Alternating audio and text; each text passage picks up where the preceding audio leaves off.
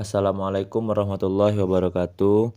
Perkenalkan, nama saya Zulfitra Fadlullah Al-Hafiz dengan NIM B1B1251108.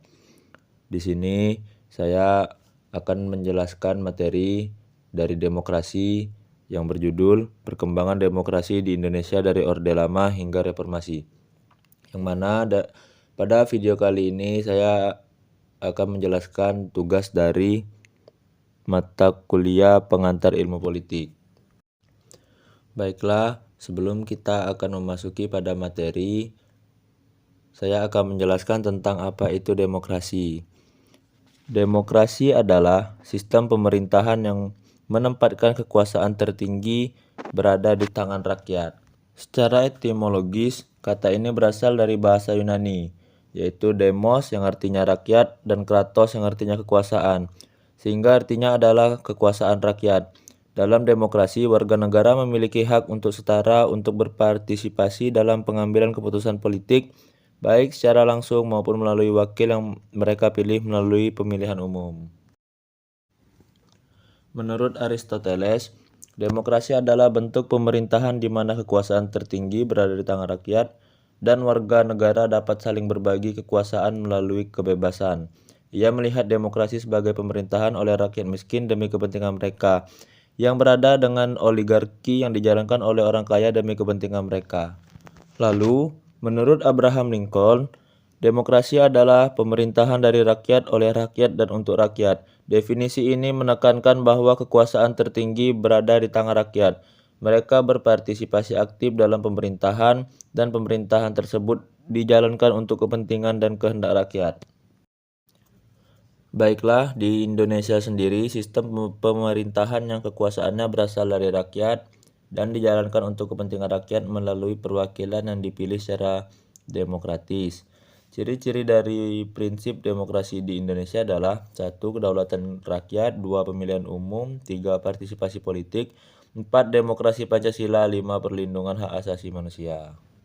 Baiklah, demokrasi di Indonesia telah berkembang dari demokrasi parlementer, yaitu zaman Orde Lama yang penuh ketidakstabilan, ke demokrasi terpimpin yang sangat terpusat pada presiden Orde Lama, lalu menjadi demokrasi Pancasila yang otoriter di masa Orde Baru, hingga akhirnya memasuki demokrasi Pancasila yang lebih terbuka dan demokratis pada era reformasi. Baiklah, memasuki fase pertama dari Orde Lama, yaitu parlementer, dari tahun 1950 hingga 1959. Yang mana sistem pemerintahan Indonesia berjalan berdasarkan Undang-Undang 1950 yang menganut sistem parlementer liberal, di mana kabinet bertanggung jawab pada parlemen bukan presiden, dan ditandai dengan sering bergantinya kabinet dan ketidakstabilan politik, ekonomi, dan sosial. Yang mana ciri-ciri sistem parlementer di Indonesia adalah presiden sebagai kepala negara, perdana menteri sebagai kepala pemerintahan, menteri bertanggung jawab kepada parlemen, masa kabinet tidak menentu, hubungan erat eksekutif dan legislatif. Memasuki fase kedua pada Orde Lama, yaitu demokrasi terpimpin, pada tahun 1959 hingga 1965. Dimulai setelah dekret Presiden 5 Juli 1959, di mana kekuasaan presiden sangat besar, termasuk membubarkan DPR, dan berlangsung di bawah kepemimpinan Soekarno yang mengutamakan sentralisasi kekuasaan dan membatasi kebebasan sipil. Ciri-ciri utama demokrasi terpimpin pada Indonesia yaitu 1. Dominasi kekuasaan presiden, 2. Peran partai politik dibatasi, 3. Peran militer kuat, 4. Pembatasan kebebasan sipil, 5. Fokus pada tujuan tertentu.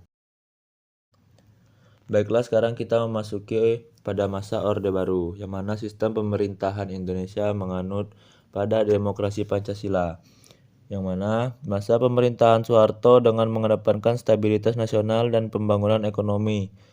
Sistem ini berusaha mengimplementasikan nilai Pancasila dan Undang-Undang 1945, tetapi pelaksanaannya cenderung otoriter dan membatasi partisipasi politik masyarakat. Yang mana ciri-ciri utama sistem demokrasi Pancasila Orde Baru yaitu sistem kepartaian, asas tunggal Pancasila, peran militer, pusat kekuasaan, penyederhanaan indoktrinasi, dan pembatasan demokrasi.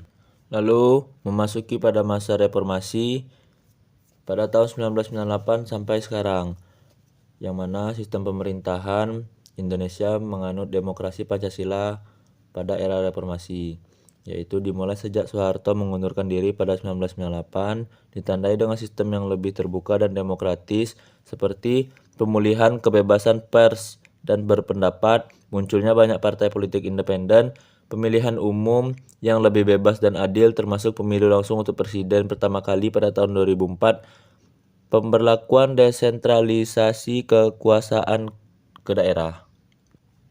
Pada dasarnya, sistem demokrasi Pancasila era reformasi adalah sistem yang menekankan keterbukaan, partisipasi publik yang lebih luas, dan perlindungan hak asasi manusia, sekaligus tetap berlandaskan pada nilai-nilai Pancasila. Dan ciri-ciri utama demokrasi Pancasila pada era reformasi yaitu: 1. Kembalinya sistem multipartai, 2. Pemilu yang lebih demokratis, 3. Perlindungan hak asasi manusia, 4. Kebebasan pers, 5. Desentralisasi dan otonomi daerah, 6. Rekrutmen politik yang terbuka, 7. Rotasi kekuasaan yang damai. Baiklah, pada kesempatan pada kali ini mungkin materi ini saja yang hanya dapat saya sampaikan. Lebih kurangnya saya mohon maaf. Sekian, wassalamualaikum warahmatullahi wabarakatuh.